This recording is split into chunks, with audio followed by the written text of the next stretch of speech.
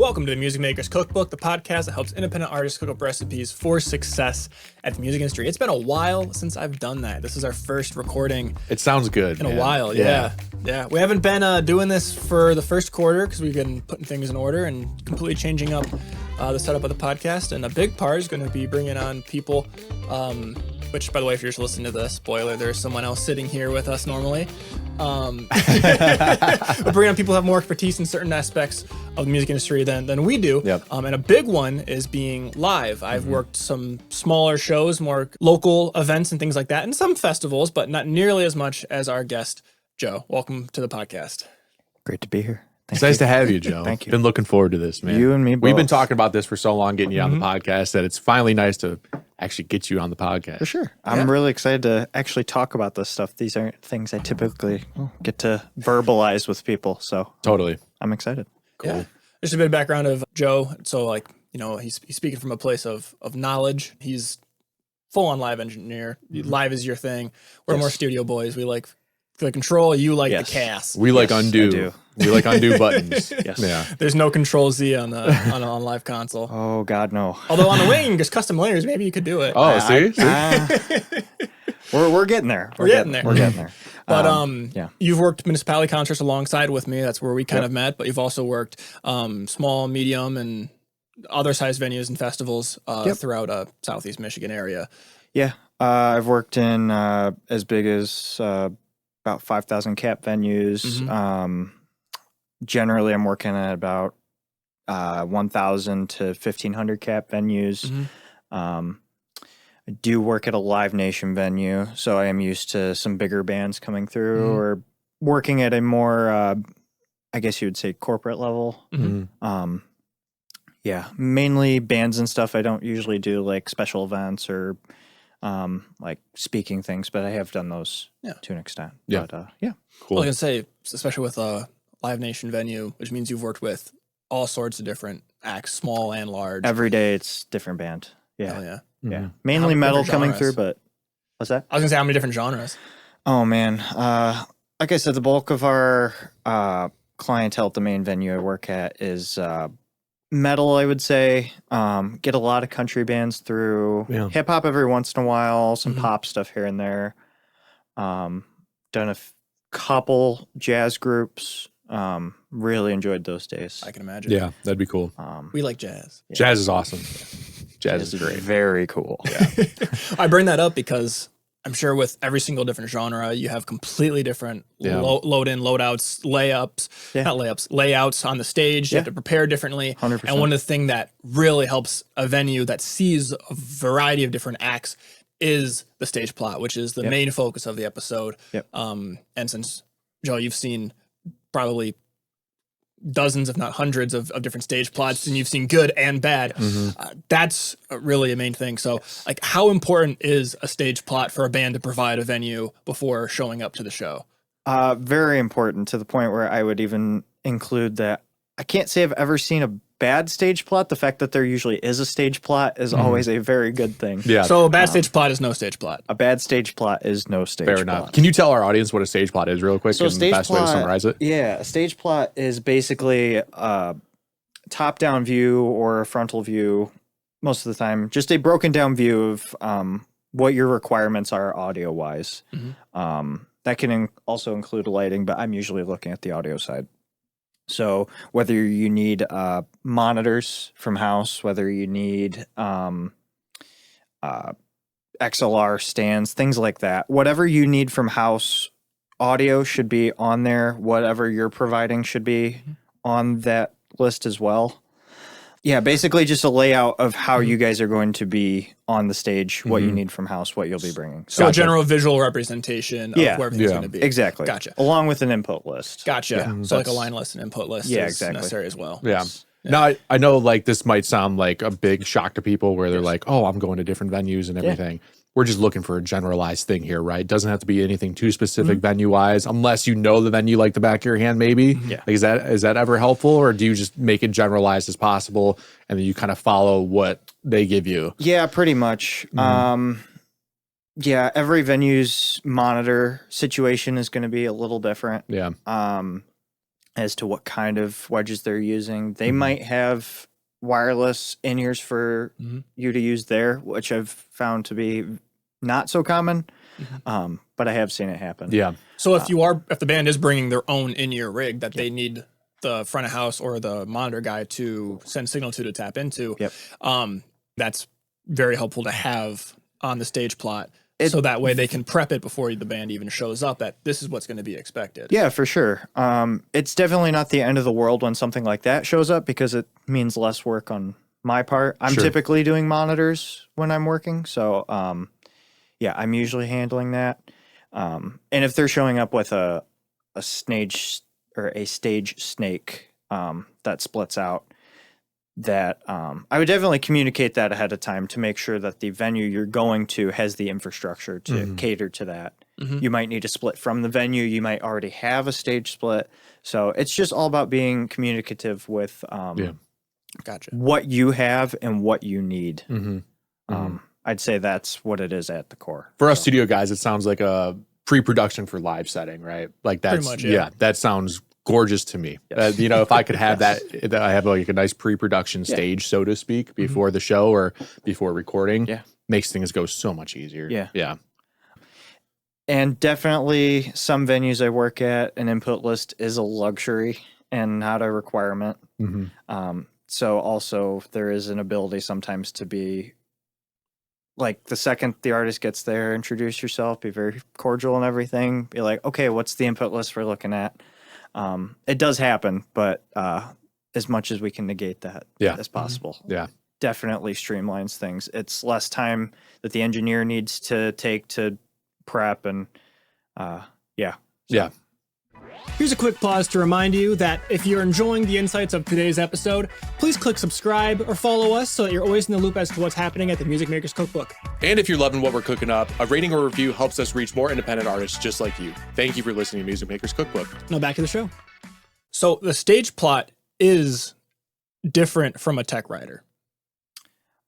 In certain regards, the tech writer is usually listing what they have and what they need from the house, whereas the stage plot is like a visual representation of that, which most of the time includes an input list on the actual stage plot. But an input list is not like, the tech writer's like, this is what things like we need in order to perform the show. Precisely. So like if they don't bring their own lights, that would be on the tech writer. And it could be on the stage plot to visually represent like, hey, normally we have lights set up in this location. Especially if it's a venue that doesn't have built-in lights. But if it's something that they don't necessarily need, but it's like they're providing like, oh yeah, we always run our keys in stereo. So on the input list, we have it listed as 2 inputs. That's something that's going to be set there versus set on a tech writer, because it's not something that they need the venue to provide. Right. I'm understanding that right? Yeah. On the input list, it would say, like, let's say there's a stereo keyboard on there. The band might not be carrying DIs with them. Like a stereo DI. Yeah, so they would probably say to the venue, we need a stereo DI or a way to interface the signal from the keyboard properly with the system. So yeah, I would say that's the main difference. Is it's more written out. This is what we need. We need stands. We need DIs. We need cables, as the input list is. So generally, we've been talking about, there is a band going to a venue. These are the benefits of having a stage plot, providing it to the house engineer, to the house in general, or the venue, and how that helps involved easier communicate what's on stage, what needs to get done. Obviously, it's important when you have one band. It's drastically more important even if you have one band, but you have a limited time to set up. Like, let's say you're on tour and you're just like, well, we're coming from Chicago and we're playing in Kalamazoo and the show ends 2 hours before 4 hours before we take the stage, and it's a 3-hour drive. So that's when it becomes crucially important, because one, traffic will happen, things will delay you. So you're going to always have less time to do your sound check and set up than expected. And having a stage plot allows the venue to say, okay, well, they're going to need these monitors. We can set that up before they show up here. They have these mic stands. We're going to set them up before they even come here. We know the general layouts. We're going to run cables here for in-ears for this, or to pull 8 channels for the drums. We have a snake, and they can have everything set up except for what you bring before you show up there, which really cuts down on load in, set up, and sound check. Yeah. Exactly. So that's what's really important for one band. Mm-hmm. I'm assuming, and I've experienced, but on a smaller scale, that is also important when it's a festival setup, when you've got bands going back to back to back, or even if you have an opener and then the main, or a 3-line or whatnot, especially if they're drastically different groups, it just helps the house engineers prepare ahead of time, like, okay, well, we can set these mics aside for the second band, and we'll have these channels pre-ran, even though the first band's only a 4-piece, the second band's an 8-piece, so we're going to run the cables for it, even though that band's not here, because we know what to expect. Yes and no. I would say, at least the way that I've worked. I've done some festivals where ahead of time we'll create what's called a festival patch, which will basically take into account any channel that we think we're going to need. The festivals I've worked, we have not gotten advances from bands. We're asking them, like, while the other band is playing, I will go over and talk to the band that's arriving. What does your setup require? In a more professional setting, I think that probably wouldn't be the case. Sure. Basically we make like me and the A1 engineer, which will be front of house, will be making a master input list, taking into account any input that we might need. And we're very careful about labeling our stage snakes properly. And basically we just have the mics set off to the side and everything still patched, ready to go. I'll talk to the band, assess the input list with them, talk to the front of house engineer, and then we would set that up according to what inputs we would need. Okay, so it drastically does depend on what acts are performing and how the festival is ran. So usually there's just kind of a catch-all master kind of setup to be able to handle any sort of act that comes in. That way you can keep it quick. Yeah, there is a term we've used as festival patch. We even use it in like just regular day-to-day shows sometimes, if like I've done 5-band metal bills, and when I'm usually communicating with other engineers, we'll just create a festival patch, so to speak. Just makes sense. Again, a catch-all for the bill as a whole. So which makes sense, especially if you have a front of house board or monitor board that has 32, 64 inputs. Like, you can identify what everything would be ahead of time to cover your basis, and then just patch it how you need it. Exactly. Your processing is already, you making minor tweaks and everything, but everything's pretty much dialed in, ready to go. Gotcha. So then if it's just you or you and another band, definitely providing a stage plot can be a big asset to it. Providing a festival, maybe not necessarily as important, but definitely communicate it. Do I need to provide this or not? I think in any scenario that's a live setting, I would love to have a stage plot. So if you walked up to the band and said, hey, what are you guys doing? And someone handed you a paper that was a printout of a stage plot, you would be like, you're my heroes. Yes, 100%. And I can't emphasize this enough. Please update your stage plots. I get stage plots all the time that are from, like, I just worked a show the other day and it was a 5-year-old stage plot, and they're like, yeah, none of this is right. Oh my God. So that takes away from it. Yeah. And I'm doing planning the night before, nothing tedious, but I might build a show file on my laptop and then take that to work with me. So I'm ready to go. But I can't always do that because I can't rely on the fact that the stage plots are always going to be correct. Yeah. So if it's that old, does it do more damage than good? Especially if it's like a quick turnaround when the band gets there, you got to go. But all of a sudden, we have 2 keys, but we had 3 drums before. I've done 2 drums in a band. I've never done 3, but it can definitely do more damage. I'm always asking that question first, though, is this updated? Is there any changes on here? Most of the time it's minor changes. And honestly, most of the time, the time that's gone by since it's been updated hasn't really been like 5 years. Maybe it's the one they used on their last tour, and they're a couple shows in on this tour. So they haven't had time to like really dial in their stage input list or anything. But that's actually interesting. Have you found like first night of tour, second night of tour, where you're helping somebody build a stage plot that they will use later on? Like, is it like a, hey, set this up here kind of thing? Like, I know you're on the move a lot, but like general tips that you give bands at all or anything like that? As a house guy, I'm not really coordinating as much on that front with the touring engineer. I'm more there just to show them where to patch in and everything. we might talk shop throughout the day just to pass the time or anything. But yeah, so let's talk shop. What are some best practices? Yeah. Again, just like anything that requires audio as an input or an output, label that. Especially if you're relying on house engineers for audio support. So having a picture of drums in the back and saying drums is yeah, not having enough. a layout of where a bass is going to be in relation to the vocalist, or if it's just keys or drums or whatever, just showing where they are. Yeah. And having a very concise input list of what channels you're going to need, especially if you're an opener. You might not have a lot of time to sound check. You might not even get the luxury of a sound check. You might get a line check, or sometimes it's just, okay, we're patched, we're going. Yeah.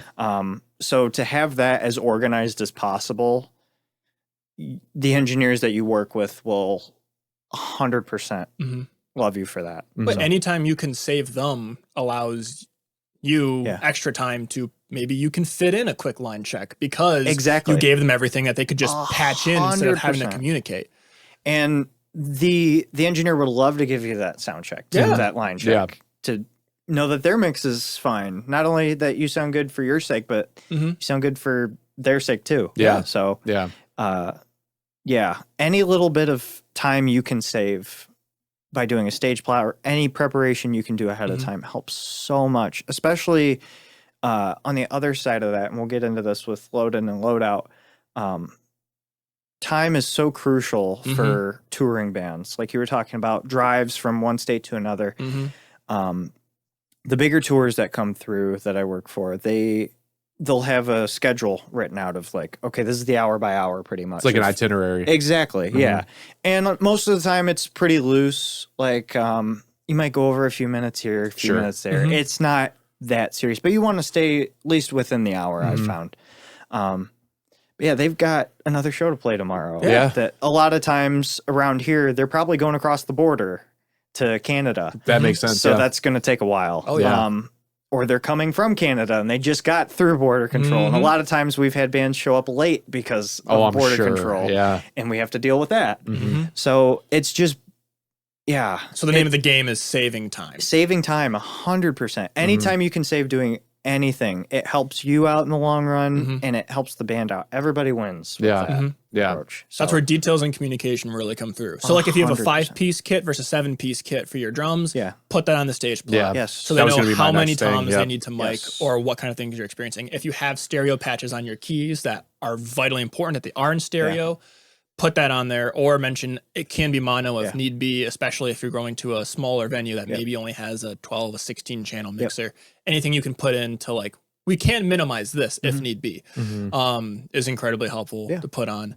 I would say if you're a band who's performed multiple shows, like pay attention to what the engineer is asking you in terms of what your needs are going to be. And if you find you're doing multiple shows and the engineers are kind of asking the same questions, again, like maybe are you running your keys in mono or stereo today? Maybe that's something you could include on your tech rider. Like, we'll be running our keys in mono for this show. We'll be running it in stereo. Again, you might decide on a certain show you want that in stereo, so you'll change that on the day, but that's easy enough. Yeah. So just any little detail you can save time by is so helpful for everybody. Yeah, you'd probably want to have more detail than not, right? 100%. I would rather have what these people had for breakfast that day than not. Where's the nearest bathroom, right? Kind of thing. Exactly. So that speaks to what can you give the house, the venue, to allow them to do their job better for when you arrive to save as much time as possible. Now let's switch to something that's tangentially related. You brought up about load-in. You've seen probably a lot of different organizational methods that different bands and different artists have used to organize and label all of their equipment to bring in and bring out load-in orders, load-out orders to, once again, save as much time as possible. What are some that have really worked out well or that seemed like, oh, wow, that was really helped this be efficient because you're helping this house save time with the stage plot and then got to help you save time with a load-in load out order. Mhm. So most of the venues that I work at as an engineer, I'm not dealing so much with loadout. I have been and still work as a stagehand at certain venues. And a lot of times I'm typically the point guy coordinating like how we're loading out. But I'll get to that in a second. As an engineer, when I'm loading out in most of the venues that I work at, I'm basically just making sure the band is comfortably off stage and the stage is tidy, clean, all the equipment's properly shut down, turned off, amps are off, consoles are properly turned off, and taking stock if they used anything during the day, making sure that you as a house guy have all of your stuff, making sure you don't take any of their stuff. Don't take off with anyone's gaff, please. That shit's expensive. The world would be a much better place if people didn't steal other people's gaff tape. Let's focus on load in then, because that's the part where you really are saving a lot of time. Yeah, load in and load out. So the venue I work at mainly as a stagehand, the only load-in method is through the front door going upstairs. So we have to put these big ramps down. So I try and make sure that the stagehands have that. The stagehands have that down before the band gets there, or once everybody arrives. Once all the stagehands arrive, that's the first thing we're doing because without that, they can't get in. Then just waiting around the trailer for them, just being available, being ready. Again, it's all about time is the name of the game here. Any bit of time you can save is precious to everybody. So what have bands done to help you save time that you've seen like, oh, that works really well? Being as organized as humanly possible, labeling cases, this is going to front of house, this is going to monitor world, this is lighting, having that distinctly labeled. Of course, you're going to get people who still don't know where to take things, and that's all right. You can't always trust labeling, as I said about stage plots earlier. So, but just being as labeled as humanly possible. Maybe if you are a touring act, having a packing order for your trailer, so that way you know what needs to get into the venue first. Yeah, the method in which we load in and load out is typically like loading in. It's just get it all in. And then we disperse from there. Pretty much, yeah. That also is due to the fact that to get cases up onto the stage, we have to use one of the ramps that we use for loading in. Gotcha. So we can't. So there is something holding us back. But can't just go directly to where it needs to go. But for other venues I work in, one of the bigger venues in particular, the door to the venue goes right to the stage. So you're just pushing cases from the trailer to the stage. And a lot of times that can save you time. But in the case of the other venue with the ramps, that just is what it is. And you have to be able to work around that. But if the tour manager is properly doing their job and the house production team is properly doing their job, that has been communicated ahead of time. They are aware of this. Gotcha. So a lot of time it's not a surprise. So now I'm pretty ignorant to the whole live thing. I don't do a lot of live stuff myself, but let's say a miraculously thing happens where 3 bands arrive at the same time. Who gets priority? Always headliner. Basically top of the bill down. Gotcha. Is the way we typically work it. As a stagehand, you're there to help the headliner. They're the ones paying for you to be there. Gotcha. Anything that they need takes priority. Okay. That goes for house audio. That goes for stagehands. Anything. Gotcha. That makes sense, though. That makes sense. Yeah. Gotcha. They're headliner. They're number one. Yeah. But then you have to work backwards, right? Because why would you set up the opener first to do a sound check if they get a sound check, and then you go to headliner, then you're like, okay, let's tear all this down, go back. That doesn't make sense. Yeah, efficiency wise, Yes, especially as house audio, you're also there to, if they have their own engineers, you're there to assist them. Do you have cat lines run to interface with stage boxes from front of house? Show them where those are.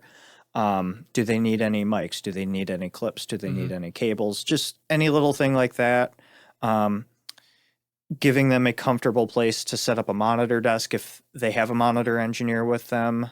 Yeah, just things like that. Yeah. We commonly joke at one of the venues that I work at that a lot of times we're paid to be sound butlers. We're just there to take care of the the incoming tour. And I notice with the bigger shows that I do, a lot of times they bring their own people with them. Yeah. So that's most of what it is being a house guy. And, Gotcha. so it's just customer service is everything pretty much. Yeah. And 99.9% of people are just the loveliest and nicest people on earth. As long as you're nice to them. So, Yeah.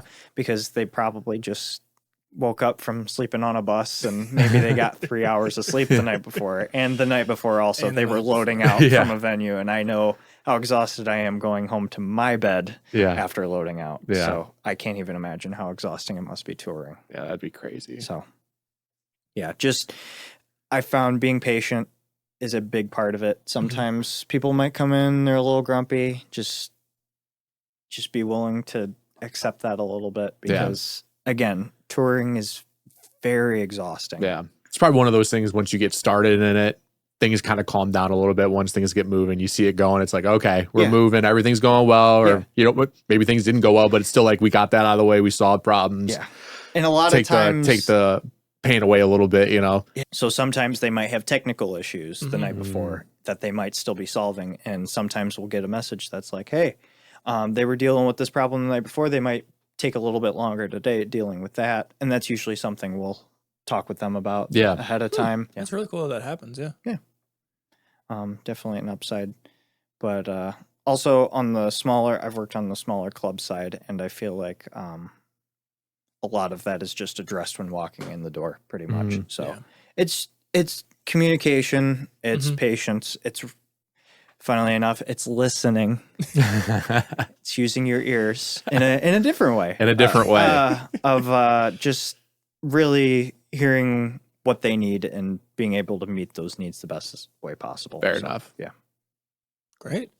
So basically about all of this dials down to communicating effectively. Yes. As much as you can beforehand Yep. to save time, as much time as possible on the day of. Yep. Live is such a fast-paced environment, so as much as you can communicate ahead of time to make things go as smoothly as possible, the engineers and the house production staff will love you for it. Yeah. Right on. So if you're about to go on tour, it pays to take time out of your day and plan some of this before you kick off the tour. Do you know any... Help everything go smoother. Yeah. Speaking to that point, do you know any quick tools that are really simple for stage plots? I'm sure even written by hand's fine, but is there any tool that exceeds better than the other that people can go to, make one really quick, even if they're not technically savvy? I've seen a lot of Canva ones. I was going to say Canva would probably be a great one. Microsoft Paint. I've gotten Microsoft Paint stage plots. Yeah. And you will not be made fun of for the quality of your stage plot, how it looks, as long as it's detailed and the engineers are able to glean something from it and it's accurate. That's all they care about. Totally. That's a good point. I've gotten really fancy ones that even have like the cables drawn to all the locations. Yes. Wow. And then I've had literally, here's a square with drum in the middle of it. Yep. And then next to it, it has 1, 2, 3, 4, 5, 6 for all the inputs. Yeah. And that is just as easy to understand and as beautiful as something that has clip art or custom drawings or like boom mics for the overheads on the image. It doesn't matter as long as it's clearly communicated. Yeah. Yes, exactly. I've got a couple here, and we'll see if we can link them somewhere. Cool. Check out the description. See how lazy I am that day. Tech Writer's really good. I actually just helped a friend build a stage plot with Tech Writer. There's Rider Maker as well. We looked at that one. I believe that they charge for stage plot though after X amount of instruments or something like that. But yeah, you can honestly go as far as to again, just go on Microsoft Paint. Yeah, I think the main reason why I brought that up is just to encourage people that it's not something big and scary, and you don't need a fancy tool to do it. So that's not an excuse. You don't need to be a graphic designer. You can do to whatever you do need this. as long as it's accurate and decently done. 100%. Anybody can do it. Yeah, I made the joke, but there is going to be a link in the description for these tools that Joe just mentioned. And then also, if you want to follow us on Instagram, when this episode comes out, we'll post a couple images of stage plots that we've seen, both really, really nice and really, really basic. But as we said, it all does the job. Yeah. So, yeah. Well, yeah. Cool. Thanks for sitting down and talking to us about this topic. Thanks for having me. Yeah. Super stoked to be here. All right. I don't know. really if you have anything to plug, but here's your time to. I if you have want. nothing to plug. Yeah. Well, cool. Well, we do. So, What do you guys have to plug? well, thank you for asking, Joe. First of all, if you have anything that you want to get mixed and mastered or recorded, you can hit up Brandon. Wow, the pass off to me. Yeah. Yeah, you can hit me up for any kind of mixing, mastering, recording, anything like that. I just like working with audio. It's a lot of fun. So if you have a project that you want to get done, hit me up. We'll talk about it. We'll hop on a phone call, or you can go to my website at studio222recording.com. And at the time of this posting is brand spanking new. It's a pretty website. Oh, just made it new. Yep, had to redo it. Had a lot of issues with my other ones. So if you have hit me up there before and I didn't get back to you, try to reach out this time. I've had a ton of issues with this current site, so that's why it's a new site. But Sean also has a really cool website too. And where can we find out more about you and what you do, Sean? It's swsrecordings.com. I do indie, folk, acoustic, rock, blues. Those are my main genres. So if that's kind of your style, hit me up. We'll get to talking and see if I'm the right fit for you. Also do artist development. So once again, hit me up. We can see, have a conversation on what this podcast is, but more specific towards you and your career. So I'll hear from you. Sean's great at what he does, so go hire him. So is Brandon. These guys really know their stuff. Oh, yeah. Thanks, Joe. It means a lot. And if you happen to see Joe when you're touring through the area, say hi. Yeah, Please absolutely. say hi. Tell him I know you. I've been watching you. Hey, I seen you on that podcast. Love to see you. Love to see you. All right. With that all being said, Bon appetit.